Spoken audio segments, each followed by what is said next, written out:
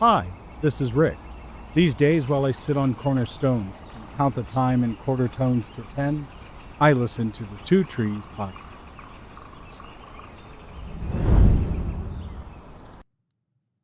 Hey guys, it's Rose. If the Two Trees has been a blessing to you, please leave us a review wherever you listen to your podcast, or visit our website, www.thetwotreespodcast.org, and click the yellow Buy Me a Coffee icon to leave a donation. And now, let's join the conversation.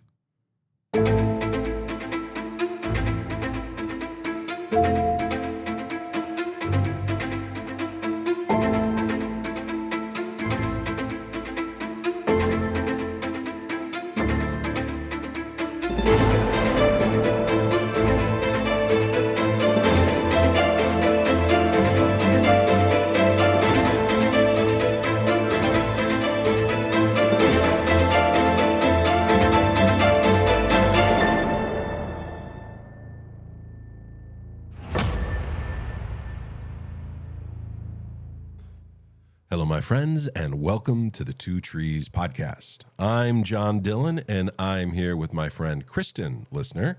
Hey, y'all. And my former friend, Rosemary Moeller. Hello, everybody. Did you say formerly? Yeah, Rose unfriended me on Facebook. Listen, we talked about this last week. It's okay. This might be news to you, but I did. Actually, I had my son I do did it. know this. Okay, yeah. But weren't you sitting there when I was sitting yeah, there. Okay, You so It's totally permitted part of this? this. But the fact that you just openly, formerly friend, I like to Bold. speak the truth. bold. Here's Very the deal. bold. In full disclosure, like I see you frequently, like maybe twice a week, at least on Sunday. So I'm just like, I already know what you're doing. I don't need to follow you on Facebook or be your friend to see what's But I going just on. made a really great cheesecake, and With you didn't get to see it. Yes, but you borrowed my springform pan, so I knew you were going to make a cheesecake. Like, see what I say? Like, What I if don't, I told you I didn't use your springform pan? Well, then can I have it back, please? No, I used it. It's still holding the cheesecake together. Okay, moving on. Anyway, tell us about our sponsor today. Our sponsor today comes from Abraham's Daycare for all your many sons and daughters. Thank you to Abraham's Daycare. Go out there and support him by reading some chapters in Genesis. How about a review, Rose? Okay, so this one is from Klein 325, and they say, the Two Trees podcast is so informative. I just love learning from them. I have been truly blessed by this podcast. I love how they see the patterns in the Bible and explain them to us. That is really encouraging to know someone's actually blessed by our chitter-chatter, our ruminations, our ramblings, whatever you want to call them. Yeah. I like it. It's always better than the alternative. You know, Lord have mercy, those guys. I stopped Drag it on. immediately. I feel like I've run through a checklist on this. On to the next thing, but that's okay. It's the middle of the day on a Saturday, and a million things are going on because our church is having a big taco shindig tonight. Mexican fiesta. And Mexican, are there not going to be tacos? Yes. Devastation. I know you guys listening can't see John's face, but the devastation on betrayal. his face. I mean, it's one thing brother. to unfriend me, Rose, but then to remove tacos from the community is appalling. I made cake for tonight. You're welcome. Oh, wait, you're diabetic. You can't even eat my cake. Man, our Wow, friendship is Andy. really Wow. stumbling. Kids Anyway, worse. let's move away from Yeah. the present because it's depressing and dive into some ancient culture. Remember, the purpose of our season 4 is to bridge the culture gap between the ancient authors and modern audiences. And so some of the confusion that readers of the Old Testament or of the Bible come away with is not because of bad reading or because of anything like that. It's because culture has changed quite a bit since the ancient biblical cultures were doing their thing, and they used words differently. We've talked in the past about words like heaven, the word Elohim. Other words that had a deep meaning are words like church or apostle, and sometimes even gestures or actions which seem unimportant to us carry significant weight in the Old Testament world, like anointing someone with oil. Or I like, one of my favorites is where Samuel gives Saul a bed on the roof. And people read that and they're like, that was a jerk move. Why would you Yeah. make him sleep on the roof? But in ancient cultures, there was a room on the roof. And so they gave him the best bed so that he got a nice breeze moving through. And so it's a nice thing. But when you're reading it and you're like, he gave him a bed on the roof. Random, but okay. Moving on. My kids used to want to sleep on the roof. I know, and I was like hard no, because I don't want anybody rolling off during the night. Well, but I'm a mom. Yeah. They did go sleep on the trampoline. They just wanted to be outside and see the stars, basically. And so, I support camping in all of its various forms. So go out there and go sleep on the trampoline, well, not right now, it's too cold. But if you're listening to this in the summertime, then have at it. Yes. Try it. Yeah, unless you got like one of those cool mummy bags, and you can be outside in the super cold and be fine. But we digress. We do. Anyway, so these things, they have cultural background that conveys a meaning that's really not present in the words themselves. And so knowing the culture helps you understand the idea.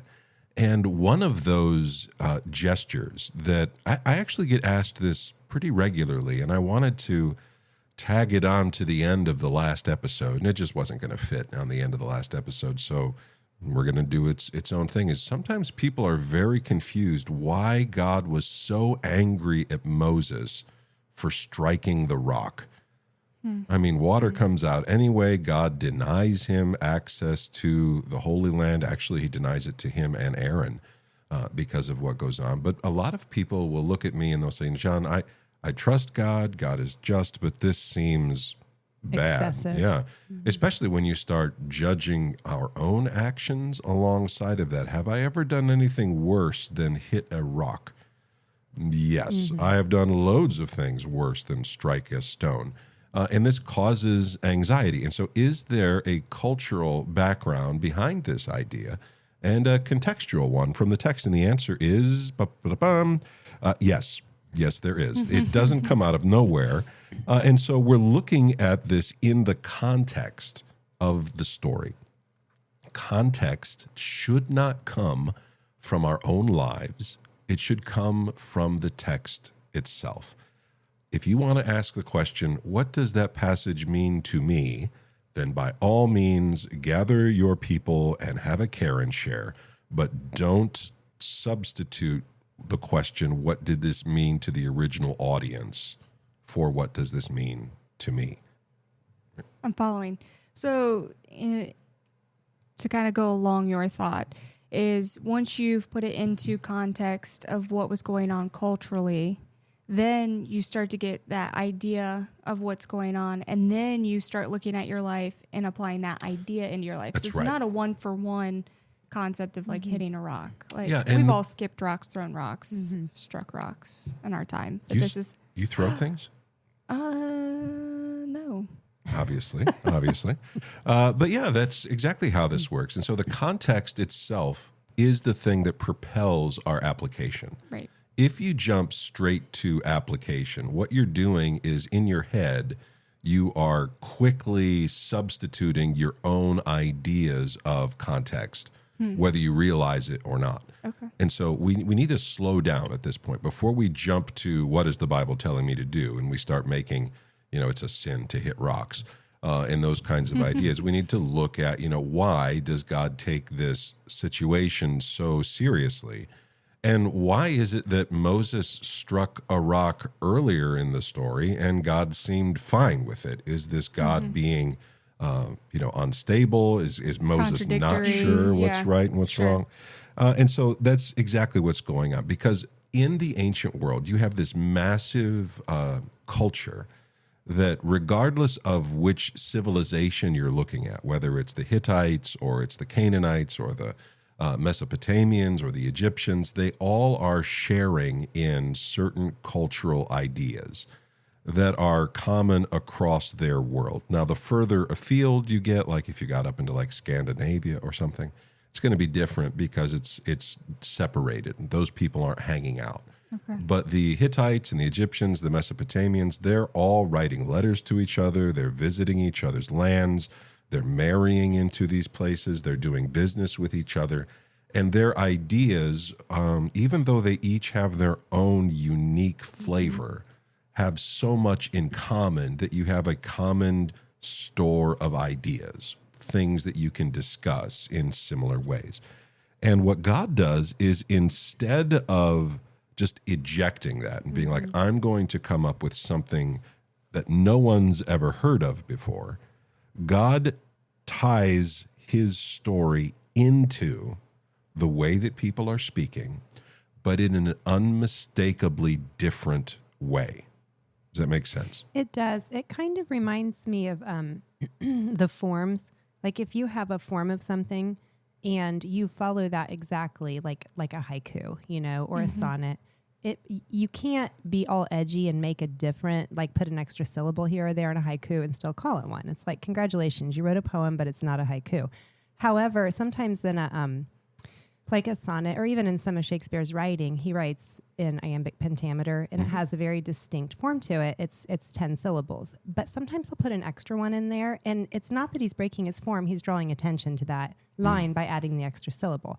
So if the Lord is just enough, like using the culture that's there, that's the form. But what he does differently is what stands out. Is that what you're saying? That's exactly what I'm trying to say. The Apostle John does this in the book of Revelation. There's a couple places where you read it in Greek and you think, boy, that's bad grammar, until you realize, oh, that's a Hebrew concept. He's kind of, this is a person who is very comfortable in multiple languages. As an American, that's not as common here. And so we like to think only in terms of one language. And in the ancient world, that was weird. They were accustomed to running into many different languages just on a short trip out to the market to grab foods and things like that. It was part of the world that they were living in, and not just one or two, but sometimes lots. Sure. And I think that on a different scale or maybe lens is we have this in the United States itself. Within different areas culturally, we are different. Even though we're in the same area, there's certain groupings, we've talked about this before, where around the same part of Ohio where we are that like we're very similar. But if you would go out west or, there's different cultures even within the United States culture. So if you were to drive across Ohio, you wouldn't notice a whole lot of difference in the landscape. It looks very similar. But culture is very different in the Cleveland area than it is. Even the accent is different.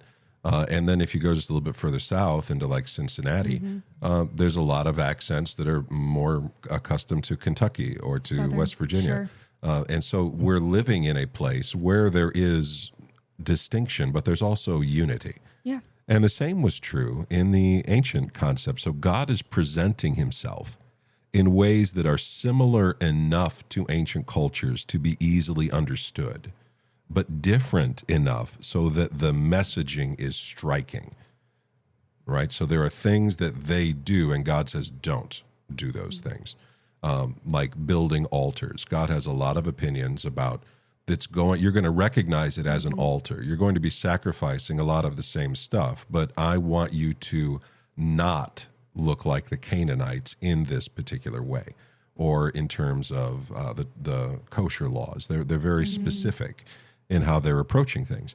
And so the physical world becomes a way of talking about God's unseen majesty, right? Water pouring out in the wilderness. And we've looked in the last episode about how the author of Exodus is drawing your attention to this, that the bitter waters that God brings about wholeness from isn't just like, oh, he led you to a really nasty puddle. It's trying to say, do you know who it is that makes life sweet and good and wholesome? That's the Lord Most High. Look at his power over what is twisted in this world, and you can see the evidence of God. Now, this is different from how ancient cultures thought, because in their minds, gods are connected to specific places. The Nile River had different gods associated with different elements of what the river was doing. Or you might come across a spring or a mountain that was sacred to one particular deity. And what they thought was that the power of the god flowed out from this sacred site and brought life and goodness and blessing everywhere that it went. So if you were sick, you went and bathed in the waters of that spring. Like you went there. God is doing a very similar thing here. He's fixing a spring and doing something special in it. But you don't get the idea that God is tied to that place. you get the idea that all of creation responds to the will of God, that he is above his creation, manifesting his power through the creation. Right. So this would have been him showing what they were used to in a format, but set apart.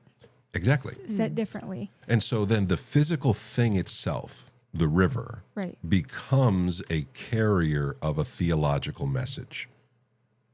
Does that, because this is going to be important. So then right after God turns the water into a sweet water and you went and spit in it, that's not just you spitting. Like that would have the in people's minds the idea of you're not just spitting on God, you're spitting on the gift that God has given.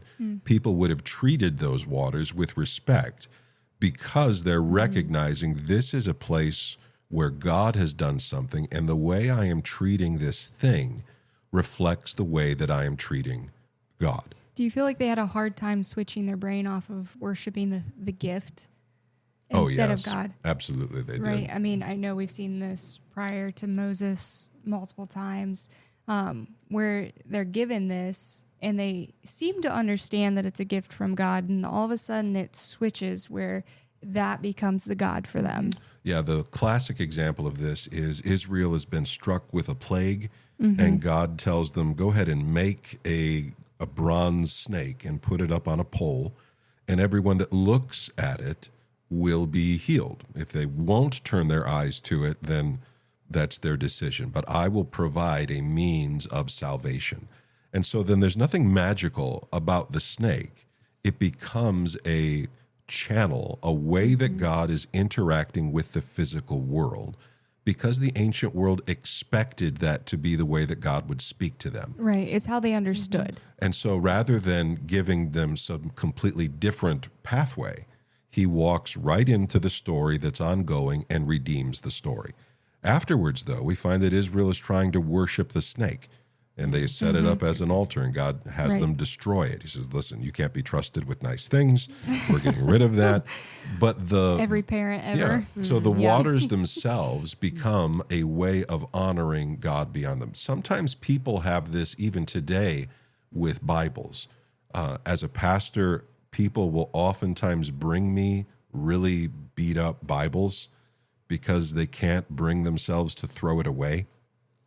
The idea of taking this book and throwing it in a trash can is repellent to them. And a couple times, like people would just be like, I can't do it. I don't know what to do with this. Yeah. Feels Help me. disrespectful to Yeah, and so what they're doing is they're associating a physical thing with the thing that it represents. The word of God has been given to people. Right. And it's not gone from our culture. We still do this with flags or with crosses or with wedding rings.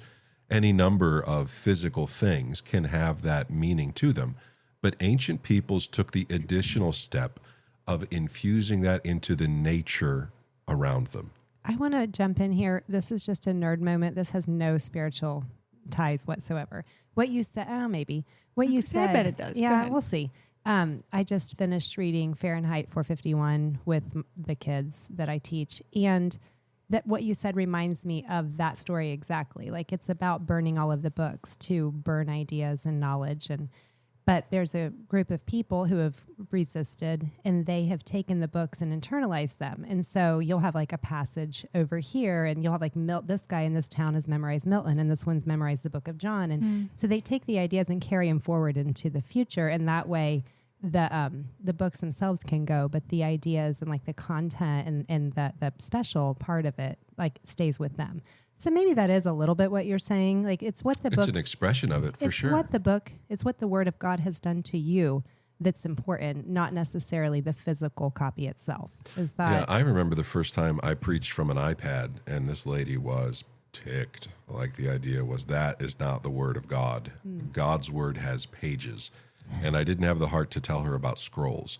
And so, like the idea that like this came down with a King James label on it is just not how it happened. Right. But it's the thing itself that is beyond the physical embodiment of it. And so ancient peoples looked at physical things, a rock, a stone, a staff, And they ask questions like, what does it represent? Where did it come from? What is its purpose? Has anything happened here? It has its own story that gives meaning to your interactions with that place and with that thing. We still do this in some ways. If you were to visit Auschwitz, that would be a really bad place to be singing happy songs and telling jokes. Or if you were to go, for instance, if you go to Washington, D.C. and you visit the Tomb of the Unknown Soldiers, you'll notice immediately that the entire crowd, without having to be told, hushes. Very silent. Yeah. There is a heaviness to the place that's reflected in the landscaping, in the dress of the people there. It's special. And so we set them aside. We do this with like flowers. Certain flowers have certain meanings, or colors can have meanings. So this isn't gone from us, but we're much less connected to the actual landscape that we live in today than the ancient people were. And so when they see a pool of water that has now become sweet, they don't just think, man, God is really good. They say, God has moved over the forces of chaos and defeated what was evil and brought about something whole. It has this whole deeper theological implication behind it that is present when you remember Miriam's song after the Red Sea and Moses' song after the Red Sea. And as they're moving through these stories, you begin to notice it because they keep specifically mentioning details. And the Bible is really skimpy on details. It doesn't tell you random things unless it wants you to think about that particular item. This is why we don't know what a lot of these guys look like. The Bible didn't think that was important to tell you how tall was Moses, but it does tell you how tall Saul was and how small David was, because it has a theological meaning behind it. It's not by might nor by power, but by my will. There is this meaning that floats behind it. And so when we last left Israel, they were camped out at a beautiful oasis in the wilderness, a place that has a really interesting name. The name is Elim, which is a derivative of the word Elohim. So it's named after supernatural beings. And the reason for that is because if you're wandering through a realm of death, like the wilderness, and remember, other people would have passed those poison pools back there, and they needed water. And they got to a place where there was abundant water and abundant date palms. They would have seen this is a place where the gods are blessing. God camps Israel out here. There are 12 springs, one for each tribe, 70 date palms. And the number 70 is important because it connects to the divine council. It connects to the nations of the world. When you read in Genesis, it describes after Babel, there are 70 nations. When you read the red heifer, count the number of sacrifices. This number becomes important because it's infused with meaning beyond the literal word itself. So this is a place of rest, but it isn't a place to settle. But you would think it would be a great place to settle. No, everyone gets their own spring. I am a little Oasis, confused oasis. why they weren't just like, this is great, let's just. Behold the promised land. Yeah. They come to it, and God pulls them out of it because he's leading them to the mountain. And mountains have their own connections, the presence of the God. Do they know where they're going, their destination? It hasn't specifically laid that out yet, but I think so, yes. Moses knows, I've come this way many. Remember, he was a shepherd in this area. He wasn't confused that there were bad springs around. He knows where Mount Sinai is. Can I have another book moment? Yeah. Thanks.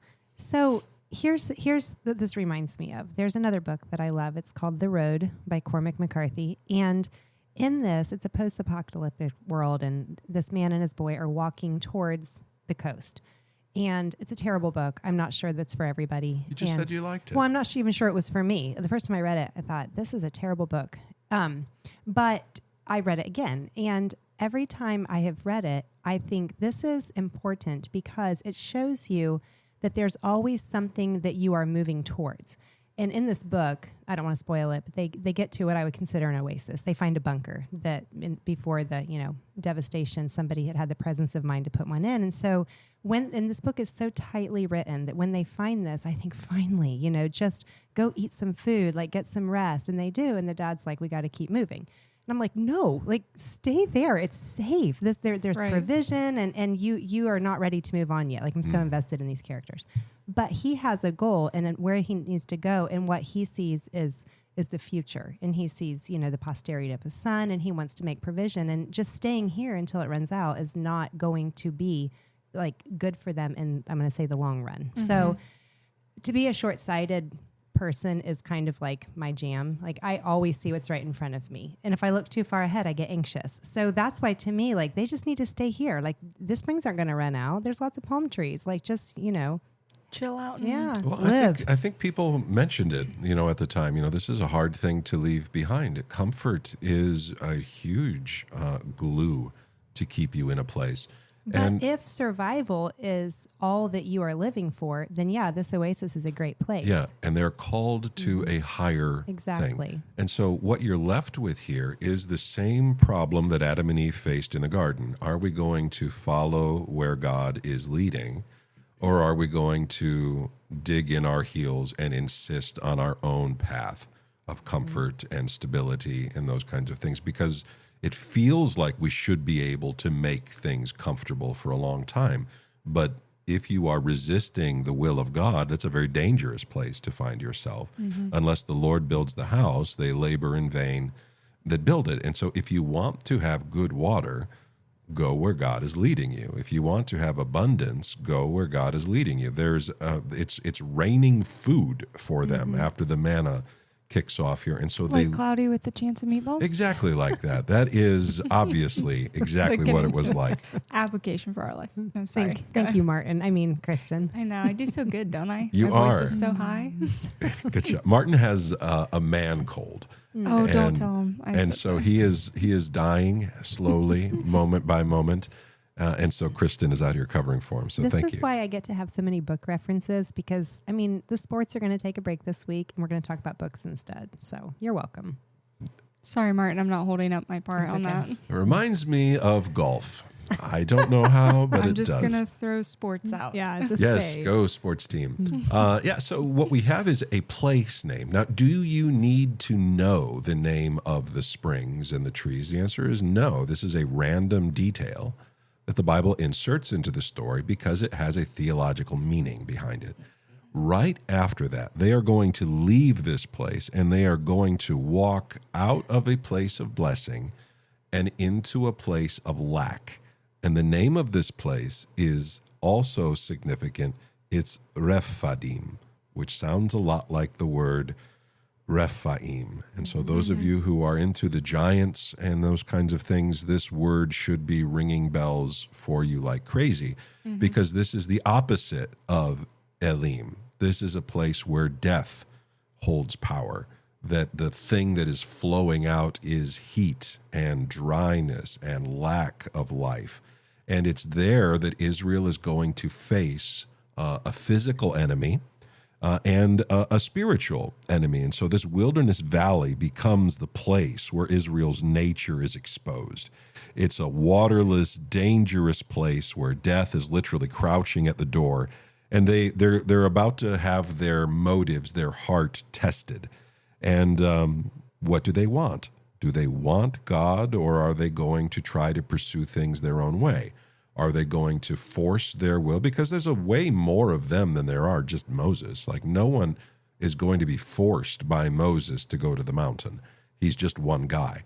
Can they overpower him and lead the people back where they came from? Yeah, they could do that.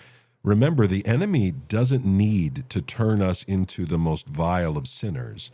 It just needs to separate us from Christ. And suddenly you are no longer a threat to what it's doing. You become an ally. And so if we're going to understand Moses' larger failure, we need to begin in Rephidim with the provision of God. And this is Exodus 17, verses 1 through 7. All the congregation of the people of Israel moved on from the wilderness of Sin by stages, according to the commandment of the Lord, and camped at Rephidim. So why are they going? Because God told them to. Yeah, he says, okay, that's enough. It was a nice break. Back in the bus. We're on our way. But there was no water for the people to drink. We have hit this over and over and over again, and it is more than just a logistics question. This is a theological question again. God has provided once, twice, 3 times, but I still don't like it. Can I just check out? Is there a reason for, am I justified in my pushback? Keep going.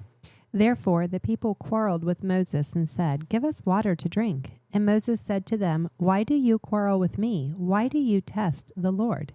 But the people thirsted there for water, and the people grumbled against Moses and said, "Why did you bring us up out of Egypt to kill us and our children and our livestock with thirst?"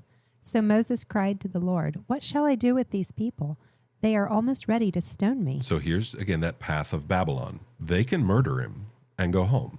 And they're really thinking about it. Moses is frustrated. He says, I don't know what else, God, you could do. You just showed your dominance over the gods of Egypt. You just provided for them at the Red Sea. You made the bitter waters drinkable. You brought us to Elim, and we're almost to Sinai. It's just over there. Keep going. And the Lord said to Moses, "Pass on before the people, taking with you some of the elders of Israel, and take in your hand the staff with which you struck the Nile, and go. Behold, I will stand before you there on the rock at Horeb, and you shall strike the rock, and water shall come out of it, and the people will drink." And Moses did so in the sight of the elders of Israel. And he called the name of the place Massah and Meribah, because of the quarreling of the people of Israel, and because they tested the Lord by saying, "Is the Lord among us or not?" That's the question.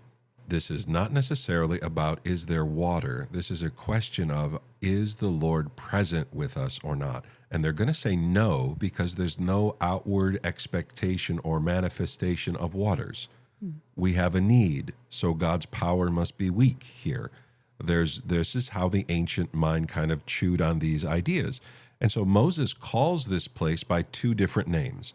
One of them means testing, and one of them means quarreling. And so when we're reading this, I think I want to bring our focus back to verse 6. Would you read that one more time? "Behold, I will stand before you there on the rock at Horeb, and you shall strike the rock, and water shall come out of it, and the people will drink." And Moses did so in the sight of the elders of Israel. So to the people who are present there, the flow, pardon the pun, is unmistakable. Moses is not acting alone. He is acting as the representative of God. He isn't throwing a temper tantrum and claiming that this power comes from him. The Lord is standing on the rock. That makes me think there may have been a physical something people are seeing. And Moses is acting in a priestly fashion and taking the staff, which, by the way, where did Moses get the staff?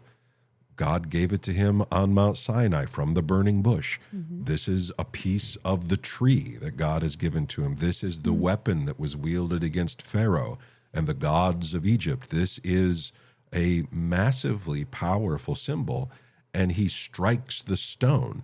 And the idea here is, just like God struck the gods of Egypt, so the will of God will flow out of this place as well. And so he is an imager carrying out the will of the king. That's what's happening here. When Moses strikes the rock, it's not because he's angry, it's because he's obedient.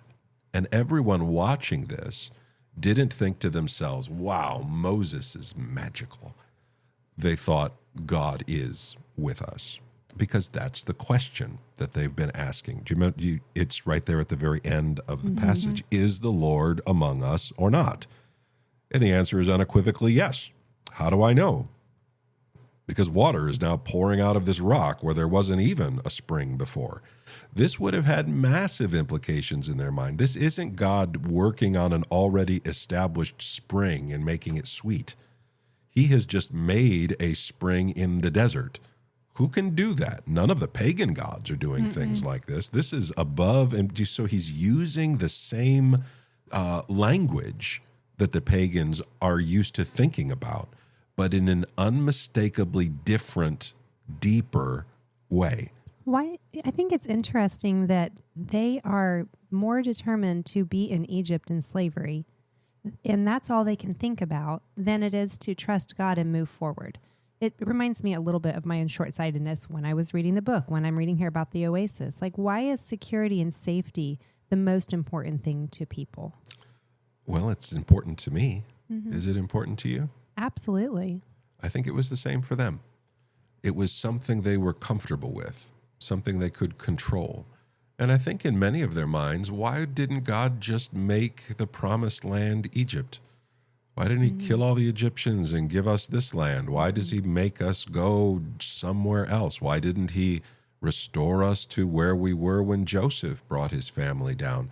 There were other ways that God could have done these things, but he is not doing it. They're being asked not to come up with a solution, but will you faithfully follow? And in my experience, the answer typically is only after a great deal of persuasion can people be rocked out of their comfort and into motion to follow the Lord. And I say that because it's been true of me. And do you think that's why he led them out of the oasis and into this before leading them on, is to force them to keep their focus on him and trust on him? Before God made the earth, he knew that at this place, this would happen. And so it isn't like God is like, man, I did lead them down a dead end. There is no water here. I should have thought of that, which is something I have happened to me regularly. I didn't think this through all the way. This was poor planning. I don't have what I need. God doesn't have that. He has the ability to care for his creation, and he has planned it into what's going to be. You can see that in, for instance, Jesus goes to the wedding at Cana. Wouldn't it have been polite for Jesus to mention to, I don't know, the guy in charge of the wine, I don't think that's enough. I mean, it would have been nice, like for a little bit of a heads up. This is an all-powerful, all-knowing person. Couldn't God have revealed that to them? Yes, he doesn't.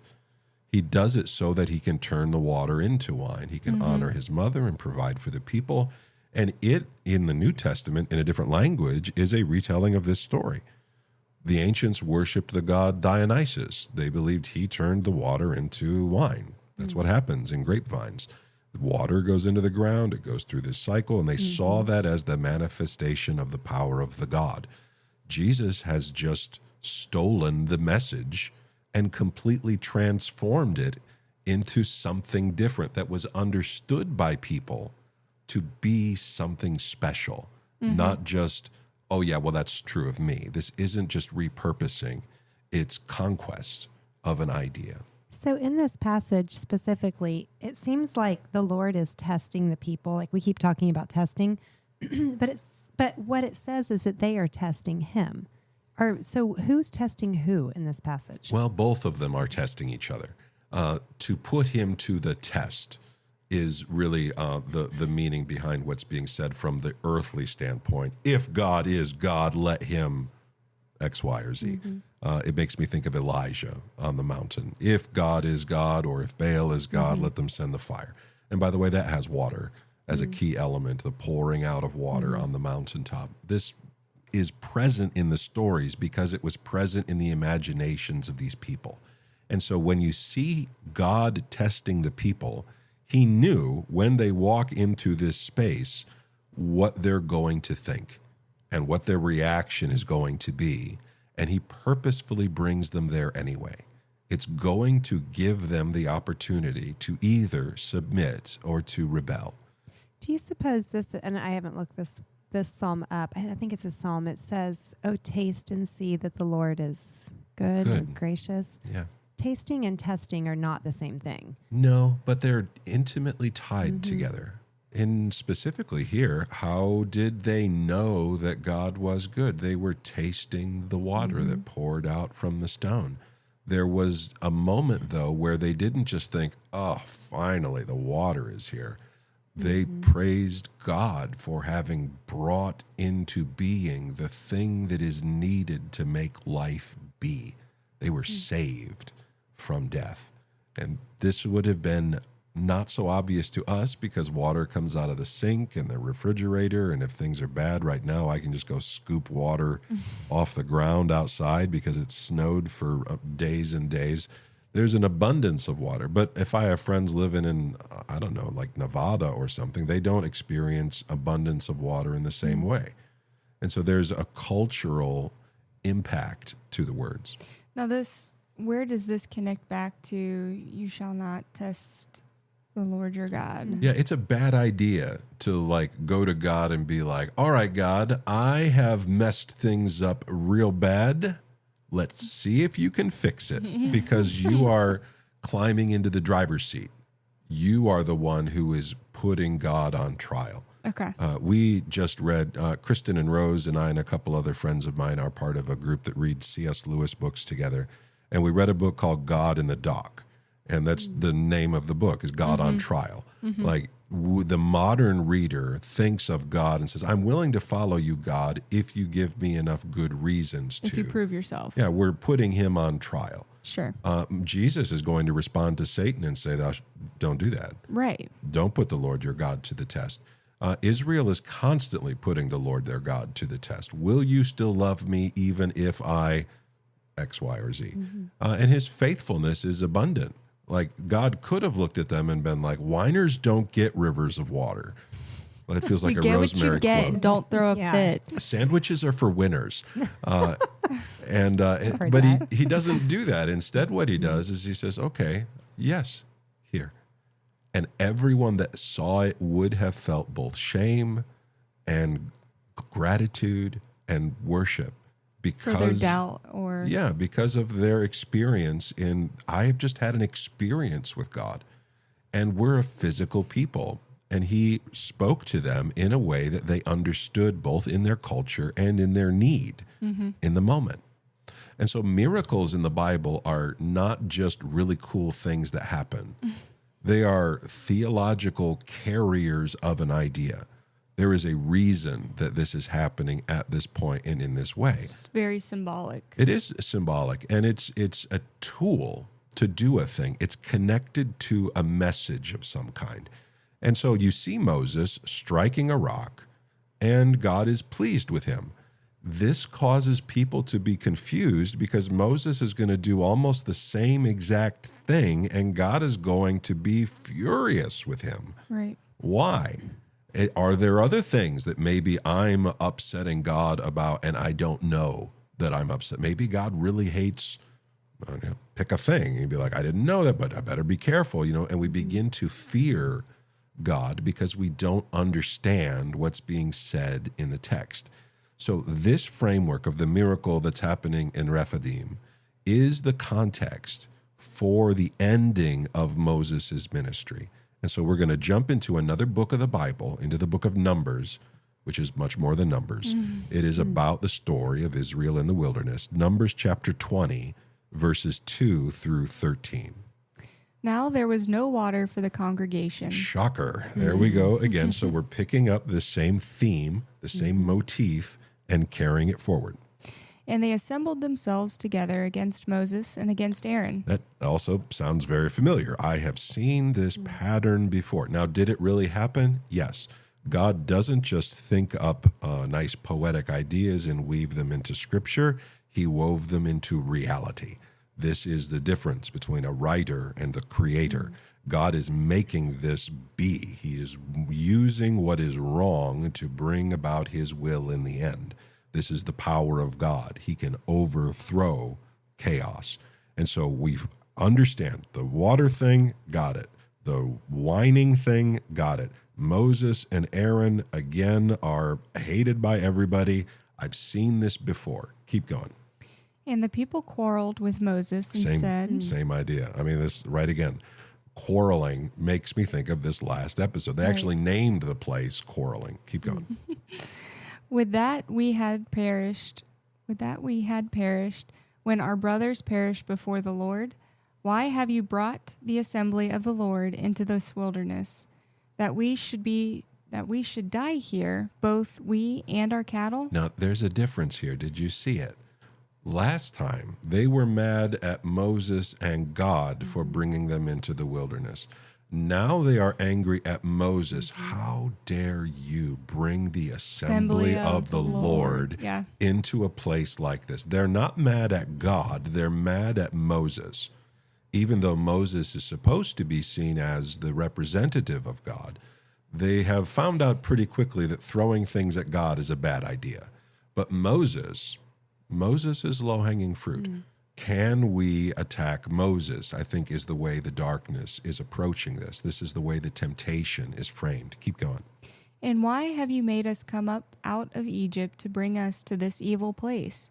It is no place for grain or figs or vines or pomegranates, and there is no water to drink. This isn't no Nile River, I'll tell you that. This isn't Elim. This isn't what we signed up for. This is an ungarden. This is a place of death, where death is in the grounds. Keep going. Then Moses and Aaron went from the presence of the assembly to the entrance of the tent of meeting and fell on their faces. Good start. Good start. And the glory of the Lord appeared to them.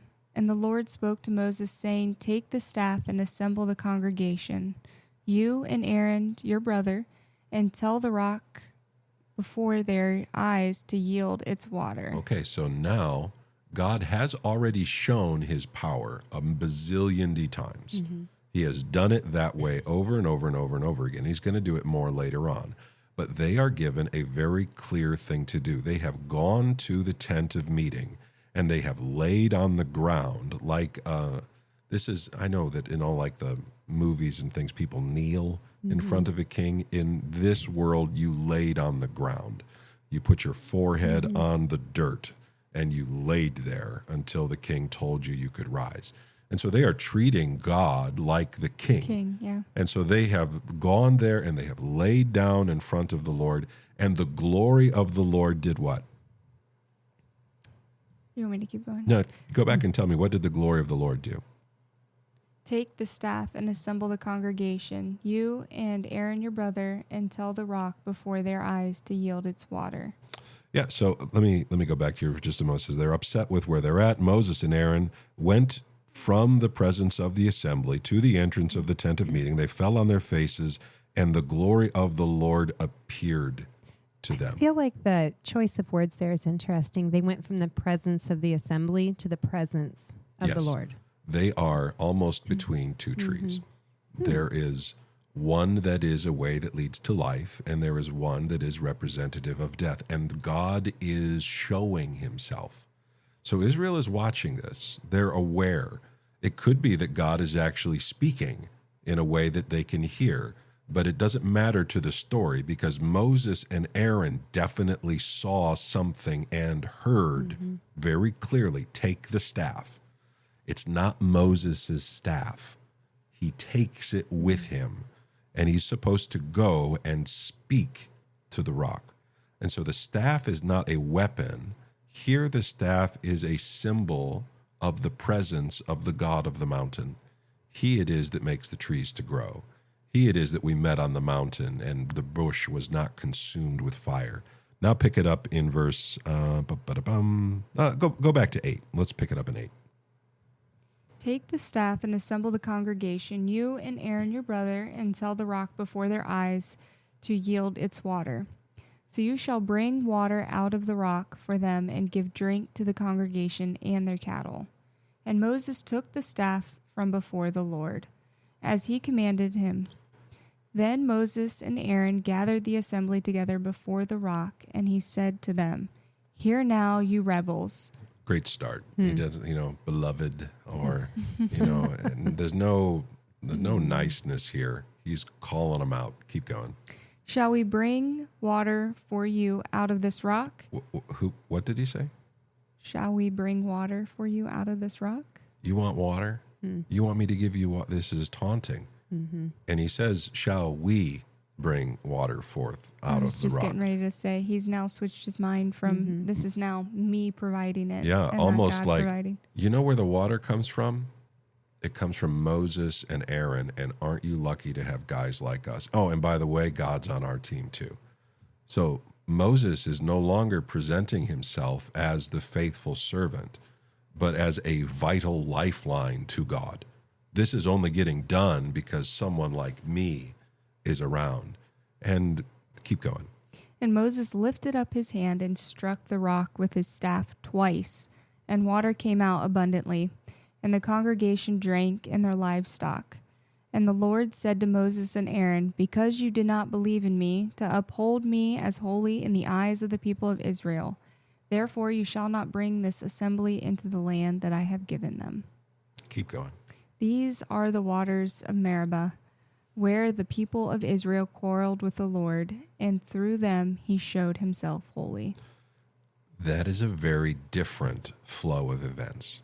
Moses is almost theatrical. He raises his arms up, and he doesn't hit the staff or the rock once. He hits it twice. The idea there is, who's here? Moses and Aaron, one for me and one for my brother. The imaging here would have been pretty clear to the people watching.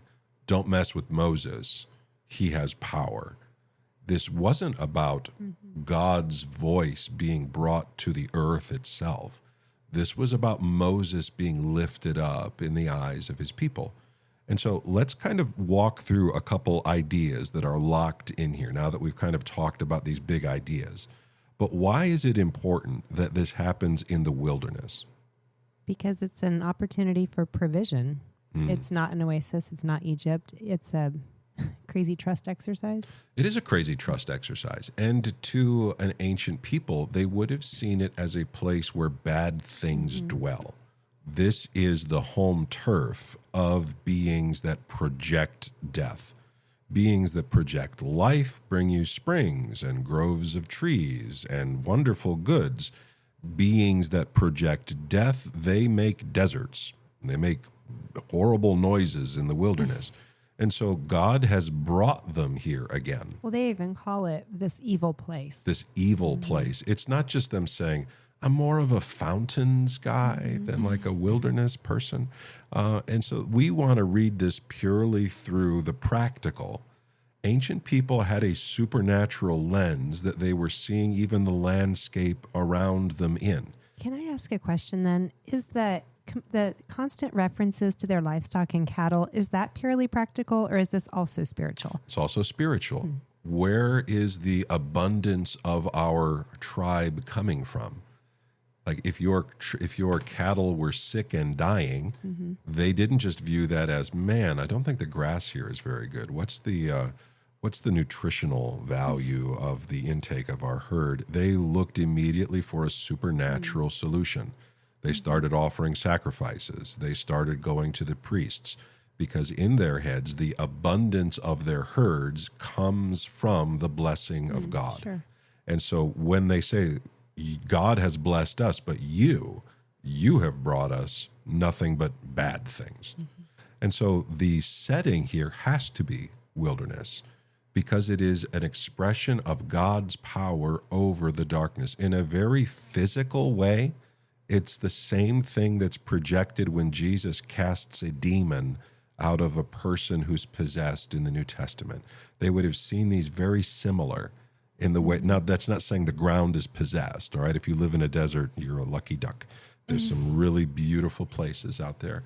This is talking about the way they viewed their lives and their story. And so the staff is a wandering tree. It is not rooted in this physical world. Its roots seem to be drawing up power from somewhere else. It becomes a picture and a physical manifestation of the kingdom of God. When I think it's interesting, he says, take the staff, and you don't have to take something that's yours. And so to understand that it wasn't even Moses's to begin with, that he was using and then abused it in front of everybody under the name of the Lord. And I think that that's really dangerous in the second half of this story where he goes back and he takes the staff after God said, take the staff and do this. And he goes out and under God's name, taking the staff that's not his, which was gifted to him, and abused the power to use it. That's exactly right. We see this with Aaron earlier. Remember when God stood up for Aaron, he made Aaron's staff to bud. It was a dead branch, but it was alive. And so they actually put it in the tabernacle. Right. It's a holy thing. Moses' staff is not just his favorite walking stick. It became a way of showing the presence of God. Similar to like how when the Crusades were done, they painted crosses on everything. Right. Or they even were carrying relics and things like they believed they were channeling power towards a specific end. How often, though, do we claim as our own things that we are merely stewards of? We were just talking at the beginning about all sorts of symbolic things that we've tied to a reason, Bibles, flags, things like that we can't throw away, or we find this weight behind it. And yet in this story, he abuses the staff in that way. He does. And it's even more than just like things that have an intrinsic theological background, but do I view my home as an extension of God's provision? Do I view my children as extensions of God's provision? Do I view my job this way? Does it matter when the Bible tells me that I am an ambassador of the kingdom of heaven, how I behave and act, and how do I view the things that are in my presence? Are they mine to use? You think back to Adam and Eve in the garden. God has given you all of the trees of the garden to eat from. And yet Eve's eyes seem to focus in on only one thing. There are no other trees as far as Eve is concerned. And Adam, we want this one. This is the thing. We become obsessed with this thing. And people, you've met this. You've probably lived this, where something hit you and it was way out of proportion to the appropriate response that you ought to be having. It's almost like something was in the background dumping gasoline on this very small fire, because suddenly nothing else matters except this thing. And it's not a new problem. This is what it means to be a human who is pursuing the way of Eden. Well, and how easy it is to shift your focus off of God. So, And what he's asked of you, right? I mean, it just takes a second, and then all of a sudden you're engulfed in flames from the gasoline. That was good onto this- snapping. Did you like that? That was powerful. I can't, yeah, that's good. I'm sure, yeah. Martin loves that. Yeah, good. Listen here, son. Hey, focus on Did you catch that in no way is Israel left without water? I was going to ask that, that even though he screwed up, they still had water and abundant. Yeah, it isn't like God was like, well, I was going to give you that blessing, but I don't think you deserve it today. I do this with my kid in the grocery store all the time. You're not getting those gummies. You've been whining for hours. I'm not giving you any. Patrick right now is all about Pokemon. He wants to complete the Pokédex, and that will cost me a lot of money. And so he's always after new packs of Pokemon cards. And if he's mean to me, I'm not buying him those things. There's a real reaction to these things.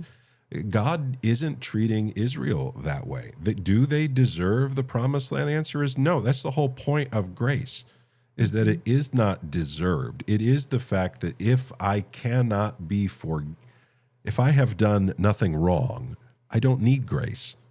I don't need forgiven. I can then claim my rights. The problem is that I am a sinner.